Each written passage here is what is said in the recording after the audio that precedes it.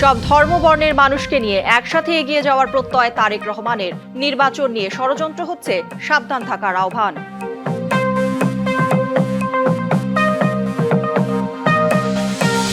আর ফ্যাসিবাদ নয়, 13ই ফেব্রুয়ারি থেকে পরিবর্তন দেখতে চায় জনগণ। ক্ষমতায় গেলে ঐক্যের সরকার গঠন করবে জামায়াত, আশ্বাস আমিরের।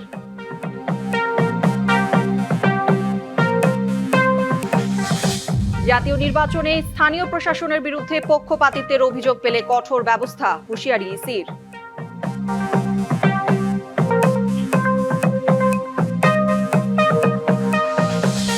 ভোটের আগে আবারও বিদেশি রাষ্ট্রদূতদের তৎপরতা। এখন পর্যন্ত অস্বাভাবিকতা না দেখলেও সতর্ক থাকার পরামর্শ বিশ্লেষকদের।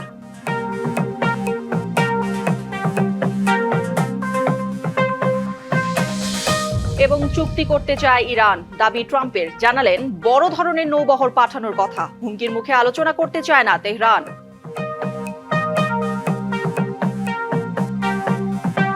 স্বাগত ডিবিসি সংবাদে। দেখছিলেন মার্কেন্টাইল ব্যাংক সংবাদ শিরোনাম। এবার জানাবো খবরের বিস্তারিত। আপনাদের সাথে আছি আমি কাঞ্জুম কৌরি। বাংলাদেশ কিভাবে চলবে সে সিদ্ধান্ত এদেশের জনগণই নেবে বলে মন্তব্য করেছেন বিএনপি চেয়ারম্যান তারেক রহমান। শনিবার টাঙ্গাইলে নির্বাচনী জনসভায় এমন মন্তব্য করেন তিনি। তারেক রহমান বলেন, গত 15-16 বছরে সারা দেশে মেগা প্রজেক্টের নামে লুটপাট হয়েছে, উন্নয়ন বঞ্চিত হয়েছে গ্রাম। তবে এই অবস্থার পরিবর্তনের এখনই সময়। আর এজন্য 12 তারিখ সবাইকে ভোট কেন্দ্রে যেতে হবে, ভোট দিয়ে নিজেদের অধিকার আদায় করতে হবে। তিনি আরো বলেন, একটি দল মা বোনদের বিভ্রান্ত করছে, তাদের থেকে বিকাশ নাম্বার নেয়ার চেষ্টা করছে। এ বিষয়ে সবাইকে সতর্ক থাকার আহ্বান জানান তারেক রহমান। এ সময় ক্ষমতায় গেলে টাঙ্গাইলকে পরিকল্পিত শিল্প নগরী হিসেবে গড়ে তোলার আশ্বাস দেন তারেক রহমান।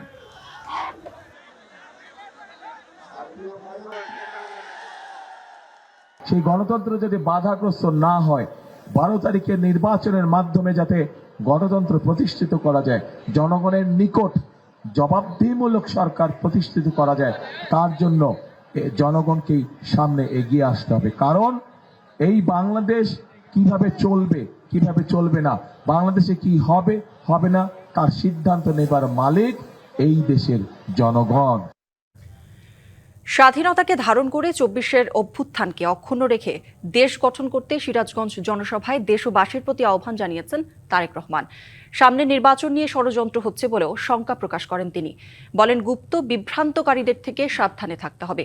বিএনপি শান্তিতে বিশ্বাসী, তাই সব ধর্মবর্ণের মানুষকে নিয়ে একসাথে এগিয়ে যাওয়ার প্রত্যয় তার। দুপুরের মধ্যেই বিপুল সমাগমে পরিপূর্ণ হয়ে ওঠে সিরাজগঞ্জের বিসিক শিল্প পার্কের বিস্তীর্ণ প্রাঙ্গণ। লাখো মানুষের পদভারে এক পর্যায়ে জনসমুদ্রে পরিণত হয় যমুনা তীরবর্তী চরাঞ্চল। অপেক্ষার অবসান ঘটিয়ে বেলা 3:30টার দিকে মঞ্চে এসে হাজির হন বিএনপি চেয়ারম্যান তারেক রহমান। বাঁধভাঙা উচ্ছ্বাস ছড়িয়ে পড়ে চারিদিক।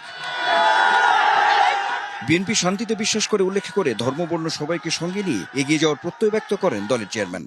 এই মুহূর্তে বিএনপি একমাত্র রাজনৈতিক দল যেই দলের অভিজ্ঞতা আছে কিভাবে দেশকে সুন্দরভাবে সামনের দিকে পরিচালিত করতে হয়। বিএনপি ছাড়া এই মুহূর্তে বাংলাদেশকে সঠিকভাবে পরিচালনা করতে পারে অভিজ্ঞতা সম্পন্ন এরকম কোন রাজনৈতিক দল নেই। নিজ দলের অভিজ্ঞতা তুলে ধরে জুলাই আন্দোলনকে ধারণ করে স্বাধীনতাকে অর্থবহ করার অঙ্গীকারও করেন তিনি। জুলাই মাসে বহু মানুষ নিজের জীবন উৎসর্গ করেছে সেই স্বাধীনতাকে রক্ষা করার জন্য। আমরা একবার স্বাধীনতা রক্ষা করেছি, পরবর্তীতে আমরা সেই অর্জন করেছি স্বাধীনতা 71 সালে, 2024 সালে আমরা সেই স্বাধীনতাকে রক্ষা করেছি। এখন আমাদের সেই স্বাধীনতাকে প্রিয় ভাই বোনেরা অর্থবহ করে তুলতে হবে। ভোট নিয়ে সকল ষড়যন্ত্র প্রতিহতের আহ্বান জানিয়ে বিভ্রান্তকারীদের গুপ্ত হিসেবেও আখ্যা দেন বিএনপি চেয়ারম্যান। সতর্ক থাকতে হবে যেন কোনো ষড়যন্ত্র করে কেউ আবার আপনাদের এই ভোটের অধিকারকে কেড়ে নিয়ে যেতে না পারে।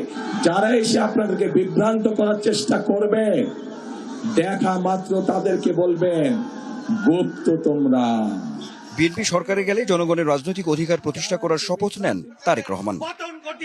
এবারের ভোটের সমীকরণকে বলা হচ্ছে নয়া সমীকরণ। একই সঙ্গে ভোট ব্যাংক খোঁজা এবং ভোটার টানতে তীব্র প্রতিদ্বন্দ্বিতা বিরাজ করছে প্রার্থীদের মাঝে। বিএনপি চেয়ারম্যান তারেক রহমান যে বক্তব্য এবং পরিকল্পনা তুলে ধরলেন তাতে অনেক বেশি উচ্ছ্বসিত নেতাকর্মীরা। তারা বলছেন এই সমস্ত সমীকরণ ছাপিয়ে শেষ পর্যন্ত বিএনপিরই জয় হবে। Anwar Hossain, DBC news, Sirajganj. নির্বাচনে ধানের শীষের পক্ষে ঐক্যবদ্ধভাবে কাজ করার জন্য বগুড়ায় দলের নেতাদের নির্দেশ দিয়েছেন বিএনপি চেয়ারম্যান তারেক রহমান। সকালে বগুড়া জেলা বিএনপির তৃণমূল নেতাদের সঙ্গে মতবিনিময়কালে তিনি এই নির্দেশনা দেন। জেলা বিএনপি রেজাউল করিম বাদশাহের সভাপতিত্বে সভায় তারেক রহমান নির্বাচনের বিষয়ে সতর্ক থাকার নির্দেশ দিয়ে বলেন, এবারের নির্বাচন সহজ হবে না। ধানের শীষের ভোট চাইতে ভোটারদের বাড়ি বাড়ি যেতে হবে। বর্তমানে দলের প্রধানের দায়িত্ব পালনের কথা স্মরণ করিয়ে তিনি বলেন, তার পক্ষে সময় দেওয়া সম্ভব হবে না, তাই জেলার নেতাদের প্রত্যেককে ধানের শীষের কাণ্ডারির ভূমিকা পালন করতে হবে। আগামীতে সরকার গঠন করলে বগুড়ার উন্নয়নের নিশ্চয়তা দিয়ে বিএনপি চেয়ারম্যান বলেন, বগুড়ার কোথায় কি করতে হবে সেটি তিনি জানেন। সভা শেষে তিনি সিরাজগঞ্জের উদ্দেশ্যে রওনা হন। সেখানে জনসভায় অংশ নেওয়ার পর টাঙ্গাইলের জনসভায় অংশ নেবেন বিএনপি চেয়ারম্যান। আর ফ্যাসিবাদ নয়, 13 ফেব্রুয়ারি থেকে পরিবর্তন দেখতে চায় দেশের মানুষ, এমন মন্তব্য করেছেন জামায়াতের আমির ডাক্তার শফিকুর রহমান। কুমিল্লার 14 গ্রামে 11 দলীয় জোটের নির্বাচনী জনসভায় কথা বলেন তিনি। বিএনপিকে উদ্দেশ্য করে তিনি বলেন, যারা নারীকে অসম্মান করে বাংলাদেশে 9 কোটি নারী তাদের কাছে নিরাপদ নয়। চট্টগ্রাম বিভাগের নির্বাচনী প্রচারণার অংশ হিসেবে দ্বিতীয় দিন কুমিল্লার 14 গ্রামে পাইলট উচ্চ বিদ্যালয় মাঠে জামাতে ইসলামীর নেতৃত্বে 11 দলের জনসভা অনুষ্ঠিত হয়। সমাবেশে বিশেষ অতিথি ছিলেন খেলাফত মজলিসের আমির মাওলানা মামুনুল হক ও এনসিপির আহ্বায়ক নাহিদ ইসলাম। তারা বলেন, দুটি রাজ পরিবারের কবজায় থাকা বাংলাদেশের রাজনীতিকে এবার মুক্ত করবে মানুষ। 11 দলীয় জোট সরকার গঠন করবে এবং 11 দলীয় জোট যেই প্রতিশ্রুতি জনগণের সামনে দিয়েছে, সংস্কার বাস্তবায়ন করবে, জুলাই সনদ বাস্তবায়ন করবে, দুর্নীতি মুক্ত, বৈষম্য মুক্ত, আধিপত্যবাদ মুক্ত একটা ইনসাফ ভিত্তিক রাষ্ট্র, সাম্য, মানবিক মর্যাদা ও ন্যায় বিচারের রাষ্ট্র আমরা ইনশাআল্লাহ প্রতিষ্ঠা করব। যারা আগে মজলুম ছিল তারাই এখন জালিমে পরিণত হয়েছে উল্লেখ করে জামাতের আমির বলেন, তার দল এদেশে থেকেই জনগণের জন্যই রাজনীতি করবে। আমরা আর কোনো আধিপত্যবাদকে মানব না, আমরা আর কোনো ফ্যাসিবাদ দেখতে চাই না, আমরা আর কোনো দুর্নীতিগ্রস্ত সরকার এই দেশে দেখতে চাই না।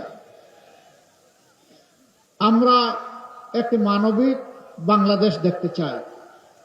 সেই বাংলাদেশের আপনাদের দোয়া এবং ভালোবাসায়, মহান আল্লাহ তাআলার ইচ্ছায় বিইজনিল্লাহ ইনশাআল্লাহ এই 11 দল আপনাদের পক্ষ হয়ে এই জাতি পরিচালনা করবে।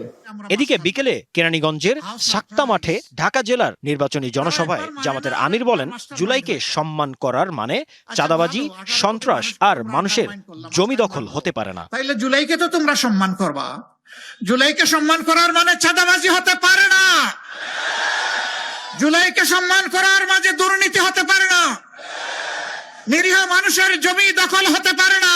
অনেকে গুপ্ত সুপ্ত আরো কত কিছু বলে, রে ভাই এগুলার কোন সীমানা নাই। নিজেই যারা গুপ্ত হয়ে উদাও হয়ে গিয়েছিল বছরের বছর, যারা মজলুমদেরকে বলে এরা নাকি গুপ্ত আর সুপ্ত। ভাই আয়নায় নিজের চেহারা দেখে অন্যেরটা দেখে লাভ নাই রে ভাই। জাকারিয়া খান, ডিবিসি নিউজ, ঢাকা। সর্বাধুনিক প্রযুক্তিতে তৈরি এবি পলি পাইপ, আধুনিক যুগের পাইপ। এবি পলির মানে বুদ্ধিমানরাই জানে। AB poly uPVC pipes and fittings, টিকবে যুগের পর যুগ। 10ম দিনের মতো সকাল থেকেই রাজধানীর বিভিন্ন এলাকায় জনসংযোগ ও প্রচারণায় নেমেছেন প্রার্থীরা। বাড়ি বাড়ি ছুটে যাচ্ছেন, এলাকার উন্নয়নে ও সমস্যা সমাধানে দিচ্ছেন নানা আশ্বাস। পাল্টা অভিযোগ করেন প্রতিপক্ষের বিরুদ্ধে মিথ্যা প্রচারণার। হুঁশিয়ারি দেন, নির্বাচন বানচালের উদ্দেশ্যে ফলাফল দিতে দেরি করার চেষ্টা হলে প্রয়োজনে আন্দোলন গড়ে তোলা হবে। ঢাকা 16 আসনের ধানের শীষের প্রার্থী আমিনুল হক 10ম দিনের মতো তার নির্বাচনী প্রচারণায় পল্লবী ও সংলগ্ন শিল্প এলাকা হয়ে পূরবী মার্কেট ও সংলগ্ন এলাকায় চালান প্রচারণা। অভিযোগ করেন, একটি গোষ্ঠী সামাজিক যোগাযোগ মাধ্যমে মিথ্যা প্রচারণা চালাচ্ছেন। সামাজিক যোগাযোগ মাধ্যমে বট বাহিনী যেভাবে মিথ্যাচার, মিথ্যা প্রোপাগান্ডা ছড়াচ্ছে, আমি দৃঢ়ভাবে বিশ্বাস করি আমার দেশের মানুষ সেটা অবশ্যই বিচার বিশ্লেষণ করবে। ঢাকা 17 আসনে তারেক রহমানের পক্ষে প্রচারণা চালাচ্ছে আরাফাত রহমান কোকোর স্ত্রী শামিলা রহমান। লিফলেট বিতরণ করে ধানের শীষের পক্ষে ভোট চান তিনি। নির্বাচন নিয়ে একটি গোষ্ঠী ও মহল ষড়যন্ত্র করছে বলে মন্তব্য করেছেন ঢাকা 2 আসনের বিএনপি মনোনীত প্রার্থী আমানুল্লাহ আমান।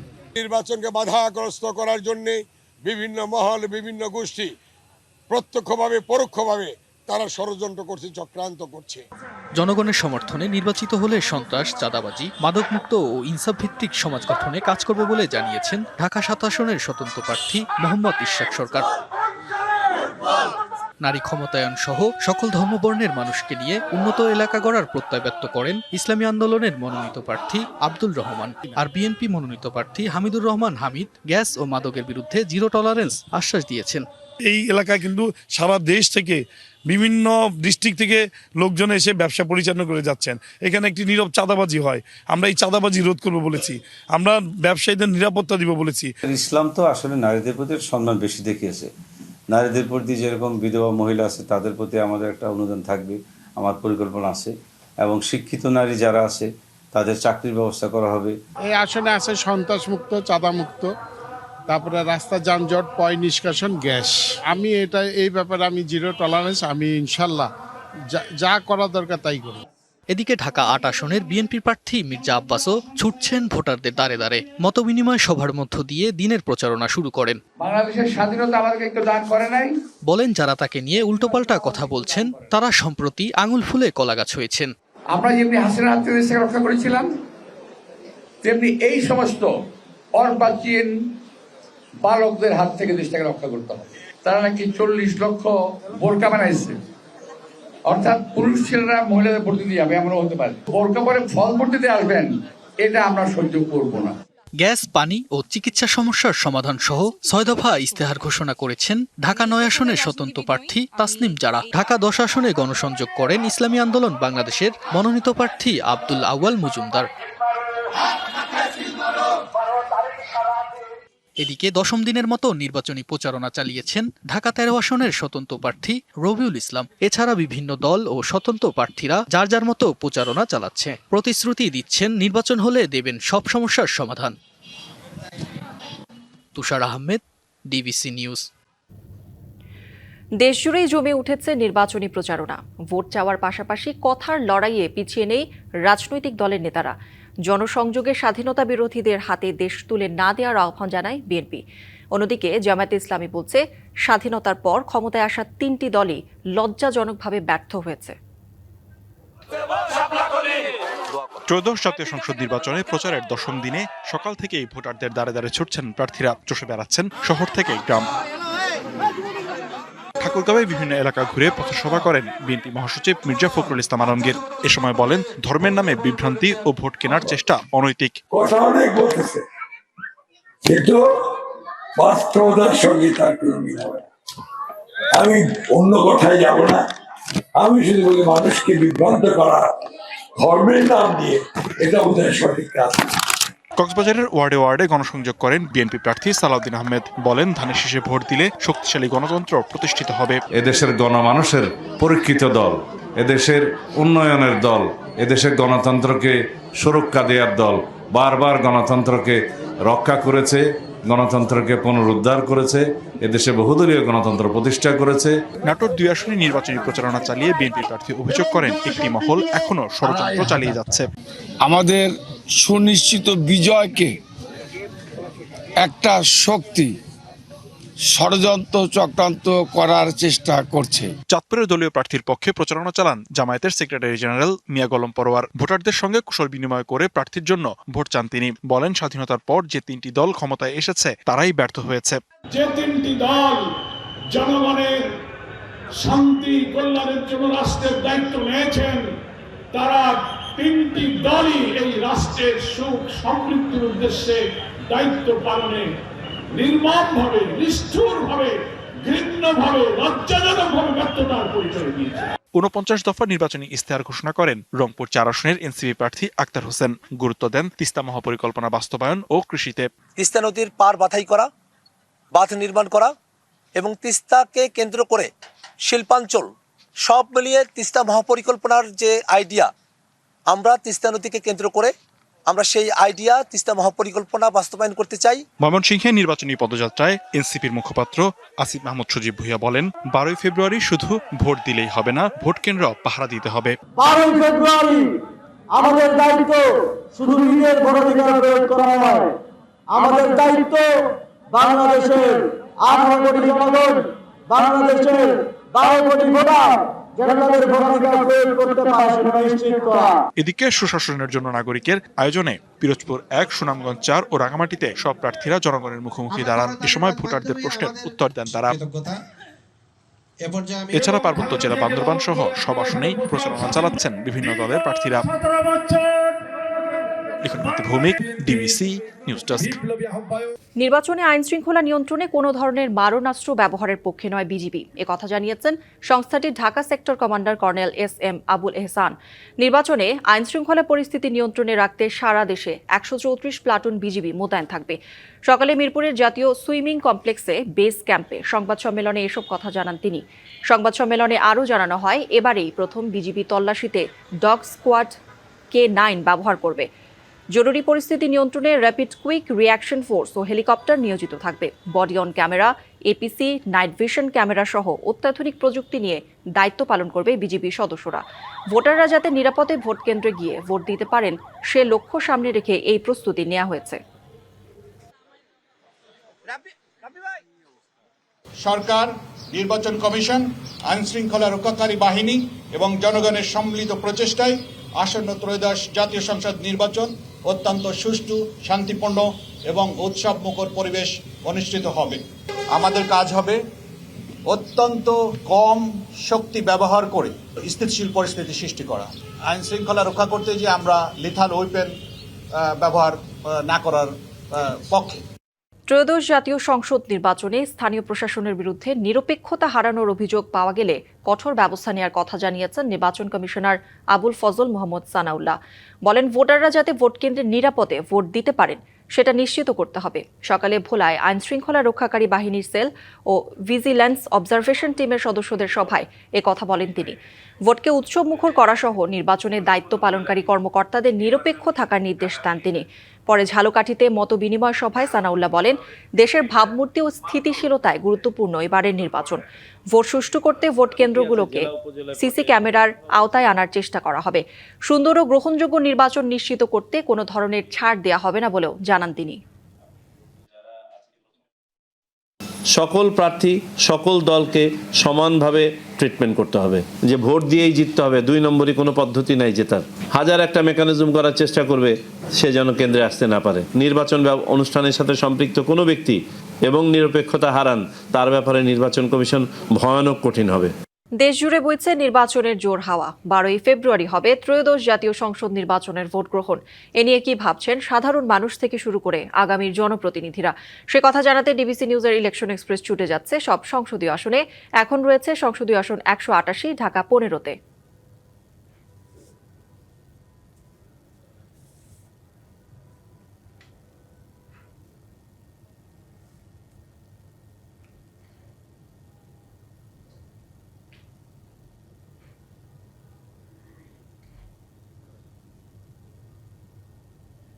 CSRM ডিবিসি ইলেকশন এক্সপ্রেস আজ আছি ঢাকা জেলায়। এই মুহূর্তে আমাদের সাথে অতিথি হিসেবে যুক্ত আছেন ঢাকা 15 আসনে বিএনপি মনোনীত প্রার্থী জনাব শফিকুল ইসলাম খান মিল্টন। আমরা তার সাথে একটু কথা বলবো। আপনি তো এই আসনে বিএনপির পক্ষ থেকে নির্বাচন করছেন, কি পরিস্থিতি এখন? আজকে 10তম দিনে 4 নম্বর ওয়ার্ডে 22 গিয়েছিলাম। সেখানে অত্যন্ত নিম্ন আয়ের মানুষরা বসবাস করে, শ্রমিক শ্রেণীর মানুষ। আমি তাদের সাথে ঘরে ঘরে গিয়ে কথা বলেছি দীর্ঘ 3-3.5 ঘন্টা। তো তাদের যেই দাবি যে আমরা এর আগে ভোট দিতে পারিনি দীর্ঘ অনেকগুলো বছর, যদিও কোনো কারণে ভোট দিতে গিয়েছি, দেখা গেছে আমার ভোট কে যেন দিয়ে ফেলেছে। এবার যে আমরা ভোট দিব, আমরা চাই যে আমাদের এই এলাকার যিনি সব সময় আমাদেরকে দেখবেন, আমাদের সাথে যোগাযোগ থাকবে, এমন একজন প্রতিনিধি আমরা ভোট দিয়ে বানাতে চাই। ওনারা বলতে চাচ্ছেন একটা কথা, যে আমরা আমাদের প্রতিনিধি নির্বাচিত করব, যেই প্রতিনিধি আমাদের এলাকায় থাকবে, আমাদের সমস্যার কথা গিয়ে সরাসরি ওনার সাথে আমরা দেখা করে কথা বলতে পারবো। আপনি যদি নির্বাচিত হন তাহলে এই এলাকার মাদক এবং সন্ত্রাস দমনে আপনার অবস্থানটা কি হবে? 40 বছরের অধিক সময় আমি এই অঞ্চলে রাজনীতি করেছি। কোথায় কি অবস্থা আছে অনেকের চেয়ে খুব ভালো জানা আছে আমার। অবশ্যই আমি এটা শক্ত হাতে দমন করব এবং আমার এলাকার পরিবেশকে মানুষ কি চায়, একটু শান্তিতে থাকতে চায়, সেই শান্তির পরিবেশ অন্যান্য আসনের তুলনায় এখনও আমার এখানে অনেক ভালো আছে। স্বাস্থ্য সেবা নিয়ে আপনার পরিকল্পনা কি? এখানে দেখেন অনেক ঘনবসতি, আমার ভোট হলো 3,51,000, কিন্তু মানুষ বসবাস করে প্রায় 20 লক্ষের অধিক বেশি। এখানে ভালো কোনো হসপিটাল নেই। আমার ইশতেহারে অলরেডি আমি দিয়েছি, আল্লাহ রাব্বুল আলামিন যদি আমাকে জনগণের সহযোগিতায় কবুল করে আমি এখানে 250 শয্যা বিশিষ্ট একটা হসপিটাল নির্মাণ করব। আরেকটি বিষয় আছে শিক্ষা ব্যবস্থা, যেহেতু অনেক মানুষ বসবাস করে, শিক্ষা রেকমেন্ডেশনের দরকার। তো সেই ব্যাপারে আপনার কোনো মাস্টার প্ল্যান আছে কিনা? সেই ব্যাপারে আমি ইশতেহারে দিয়েছি, শিক্ষা যারা মেধাবী, অর্থের অভাবে পড়াশোনা যারা করতে পারে না, আমি ঘোষণা দিয়েছি এবং এটা সকলের কাছে আমি অঙ্গীকার ব্যক্ত করেছি, আমার আসনে টাকার অভাবে যাতে কোনো পড়াশোনা কোনো ভালো মেধাবী ছাত্রের বন্ধ না থাকে, এটা আমি আমার ব্যক্তিগতভাবে হোক, আমি সামাজিকভাবে আমাদের যেখানে প্রতিষ্ঠিত ব্যক্তিরা আছেন সকলের সমন্বয় করে আমি তাদের ব্যাপারে ফান্ডিং করে আমি তাদের শিক্ষার মান যাতে ভালো থাকে এবং তারা যাতে শিক্ষা গ্রহণ করতে পারে সেই ব্যবস্থা গ্রহণ করব বলে এটা আমি অঙ্গীকারও করেছি। আমার সবশেষ প্রশ্ন, নির্বাচনী পরিবেশ যেমন আছে এখন সেটা নিয়ে আপনি সন্তুষ্ট কিনা? এবং যেহেতু নির্বাচন, যদি কোনো কারণে আপনি নির্বাচিত না হন তাহলে সাধারণ মানুষের জন্য কি কাজ করবেন, কিভাবে করবেন? প্রথম প্রশ্ন হলো নির্বাচনের পরিবেশ। আপনারা জানেন যে আমরা কিন্তু আমাদের টিম কিংবা আমাদের সমর্থকরা বাসায় বাসায় গিয়ে ভোট চাচ্ছে। অন্য একটা রাজনৈতিক দল যাদেরকে বাংলাদেশের মানুষ গুপ্ত রাজনৈতিক দল বলে মনে করে, তারা কিছুদিন আগে বাসায় বাসায় গিয়ে ভোটার আইডি এবং বিকাশ নাম্বার, মোবাইল নাম্বার চাওয়ারকে কেন্দ্র করে এই ঢাকা 15 আসনে 3-4টি ঘটনা ঘটে গেছে, বড় ধরনের ঘটনা ঘটে গেছে। তো মানুষ মনে করছে যে যারা নির্বাচনের আগে, ভোটের আগে বিকাশ নাম্বার চায়, এটা অসৎ উদ্দেশ্যে তারা চায়। যারা সৎ লোকের শাসন কায়েম করতে চায় আর তারাই যদি অসৎ লোকের মতো কাজ করে, সেই বিষয়গুলো সিদ্ধান্ত নেবে 12 তারিখে জনগণ। নাম্বার 2, আমি নির্বিঘ্নে প্রচার চালাচ্ছি। আমার জন্ম, বাসস্থান, বড় হয়েছে এখানে। আল্লাহর অশেষ রহমতে যখন গণসংযোগে বের হই আমার সাথে হাজার হাজার মানুষ সংযুক্ত হয় এবং আমাকে আশেপাশের বিল্ডিং, বাসা থেকে, ছাদ থেকে, বেলকনি থেকে আমাকে গ্রহণ করার জন্য তারা অভিবাদন জানায়। আমি আমার প্রিয় ঢাকা 15 আসনের আমার নিজের দায়বদ্ধতা থেকে আমি আমার জনগণের পাশে থাকার চেষ্টা করছি, ভবিষ্যতেও করব। আমাদের সাথে যুক্ত হওয়ার জন্য আপনাকে অসংখ্য ধন্যবাদ। CSRM ডিবিসি ইলেকশন এক্সপ্রেস আজকে আরও কিছুক্ষণ থাকবো এই এলাকায় এবং পরবর্তী সংবাদে আমরা নতুন কোনো প্রার্থী নিয়ে হাজির হব। ততক্ষণ আমাদের সাথে থাকুন, ভালো থাকুন। নির্বাচনের আগে আবারও দেখা যাচ্ছে বিদেশি রাষ্ট্রদূতদের তৎপরতা। এখন পর্যন্ত অবশ্য এ ধরনের তৎপরতাকে অস্বাভাবিক হিসেবে দেখছেন না বিশেষজ্ঞরা। তবে বিশ্লেষকদের পরামর্শ, রাজনৈতিক নেতাদের সাথে বিদেশি দূতদের সৌজন্য সাক্ষাৎ যেন নেতিবাচক তৎপরতায় রূপ না নেয় সে বিষয়েও সতর্ক থাকতে হবে। কিছুদিন ধরে বিএনপি ও জামায়াতের নেতাদের সাথে সৌজন্য সাক্ষাৎ করছেন যুক্তরাজ্য, যুক্তরাষ্ট্র ও ইউরোপীয় ইউনিয়নের দেশগুলোর রাষ্ট্রদূতেরা। সাক্ষাতে জানাচ্ছেন যে দলই ক্ষমতায় আসুক তাদের সাথেই কাজ করতে আগ্রহী তারা। বিদেশি রাষ্ট্রগুলোর দূতদের এসব তৎপরতা সব মহলেই নানা প্রশ্নও তৈরি করে, কারণ অতীতে নির্বাচনে বিদেশি রাষ্ট্রের হস্তক্ষেপের অভিযোগ উঠেছে বেশ কয়েকবার। এটা আমরা সবসময় নির্বাচনের আগে। আন্তর্জাতিক সম্পর্ক বিশ্লেষকরা বলছেন এই মুহূর্তে এটা অস্বাভাবিক নয়, তবে এটাও বলছেন অভ্যন্তরীণ বিষয়ে কূটনীতিকদের এরকম দৌড়ঝাঁপের সুযোগ করে দেন দেশীয় নেতারাই। আমার মনে হয় আমরা দায়ী, যেহেতু আমরা সুযোগটা দেই এবং আমরা অনেকেই আমাদের মনে করে যে বিদেশির সাথে কথা বললে হয়তো একটা কি বলা হয়, আমি আমার ভোটারদের ইনফ্লুয়েন্স করতে পারবো। উল্টোটা যদি হয়, এটা কি আমেরিকা দেশে তো আমরা দেখছি না যে সেখানে রাশিয়া বা চীনের দূতরা ঘুরে বেড়াচ্ছে, বিভিন্ন দলের সাথে কথা বলছে। সৌজন্য সাক্ষাৎ যেন অন্য কোনো তৎপরতায় পরিণত না হয় সেটা দেখার দায়িত্ব রাজনৈতিক নেতৃবৃন্দকেই নিতে হবে বলে মনে করেন সাবেক রাষ্ট্রদূত মুন্সি ফয়েজ। ছট করে কিছু না বলে চিন্তা ভাবনা করে শুনে বুঝে তারপরে কথাবার্তা বলা দরকার, এবং সেটা আমাদের নিজেদের স্বার্থে। মানে অন্যান্য দেশের যে কূটনীতিকরা তারা তাদের কাজ করছে, কিন্তু সেখানে ভুল ধরতে যাওয়ার চেষ্টা করার দরকার তো আমার নাই। আমার কাজটা আমি ঠিক মতন করলাম, এবং তারা যদি বক্তব্যে এমন কিছু বলে যেটা আপত্তিজনক, তখন সে ব্যাপারে আমাদের বক্তব্য দিব, রিয়াকশন দিব। আসন্ন নির্বাচনকে সামনে রেখে অনেক দেশই তাদের নাগরিকদের বাংলাদেশ ভ্রমণে সতর্কতার পরামর্শ দিলেও প্রতিনিধিরা দলগুলোর সাথে নিয়মিত বৈঠক করছেন, যা বেশ আগ্রহ উদ্দীপক বলেও মনে করেন তারা। ইশরাত জাহান উর্মি, ডিবিসি নিউজ, ঢাকা। সাবেক প্রধানমন্ত্রী বেগম খালেদা জিয়ার স্মরণে চট্টগ্রামে নাগরিক শোক সভা অনুষ্ঠিত হয়েছে। দুপুরে নগরের ইন্টারন্যাশনাল কনভেনশন হলে এতে সভাপতিত্ব করেন সিটি কর্পোরেশনের মেয়র ডাক্তার শাহাদাত হোসেন। সভায় বক্তারা বলেন, খালেদা জিয়া দেশের জন্য নিজের জীবন উৎসর্গ করেছেন। তিনি কখনো অন্যায়ের সঙ্গে আপোষ করেননি মন্তব্য করে তারা বলেন, বেগম জিয়া ছিলেন বাংলাদেশের গণতন্ত্রের বাতিঘর। আজ সেই বাতিঘরের আলো নিভে গেছে, কিন্তু তার দেখানো পথ কোনো দিন হারিয়ে যাবে না। ইতিহাস খালেদা জিয়াকে আপসহীন নেতৃত্ব, অদম্য সাহস, ত্যাগ ও জনগণের অধিকারের এক অবিস্মরণীয় প্রতীক হিসেবে স্মরণ রাখবে বলেও মন্তব্য করেন বক্তারা। যুক্তরাষ্ট্রের সঙ্গে একটি চুক্তি করতে চায় ইরান। শুক্রবার ওয়াশিংটনে হোয়াইট হাউসের ওভাল অফিসে কথা বলেন মার্কিন প্রেসিডেন্ট ডোনাল্ড ট্রাম্প। ট্রাম্প জানান, যুক্তরাষ্ট্র ইরানের দিকে একটি বড় নৌবহর পাঠাচ্ছে, যা ভেনেজুয়েলায় মোতায়েন মার্কিন নৌবহরের চেয়েও বড়। তবে ইরানকে পারমাণবিক কর্মসূচি নিয়ে আলোচনায় ফেরার আহ্বান জানিয়ে ট্রাম্প বলেন, পরিস্থিতি কেমন হয় তা সময় বলে দেবে। এদিকে ইরানের পররাষ্ট্রমন্ত্রী আব্বাস আরাকচি বলেন, যুক্তরাষ্ট্রের সঙ্গে আলোচনায় বসতে প্রস্তুত ইরান, তবে তা কোনো ধরনের হুমকির মধ্যে নয়। চলতি মাসে ফেডারেল ইমিগ্রেশন এজেন্টদের গুলিতে 2 মার্কিন নাগরিক অ্যালেক্স প্রেটি এবং রেনি গুড নিহতের ঘটনায় বিক্ষোভে উত্তাল যুক্তরাষ্ট্র। শুক্রবার মিনিয়াপোলিসের ডাউনটাউনে সব বয়সী মানুষের অংশগ্রহণে আইস বিরোধী বিক্ষোভ অনুষ্ঠিত হয়। বিক্ষোভে যোগ দিয়েছেন শিক্ষক ও শিক্ষার্থীরাও। ক্যালিফোর্নিয়া থেকে নিউ ইয়র্ক পর্যন্ত বহু স্কুল ও বিশ্ববিদ্যালয়ে জাতীয় দিবসের কর্মসূচির অংশ হিসেবে ক্লাস বর্জন করা হয়। এদিকে মিনিয়াপোলিসের এলাকায় প্রায় 3000 ফেডারেল কর্মকর্তা মোতায়েন করা হয়েছে, যা শহরের পুলিশ বাহিনীর আকারের 5 গুণ। পরিস্থিতি বিবেচনায় মিনেসোটার গভর্নর টিম ওয়ালস আইস কর্মকর্তাদের প্রত্যাহারের আহ্বান জানিয়েছেন। সংবাদে এই ছিল এখনকার মতো। ডিবিসি নিউজের সংবাদগুলো পড়তে ভিজিট করুন dbcnews.tv আর ভিজিট করুন ডিবিসির ফেসবুক পেজ এবং ইউটিউব চ্যানেল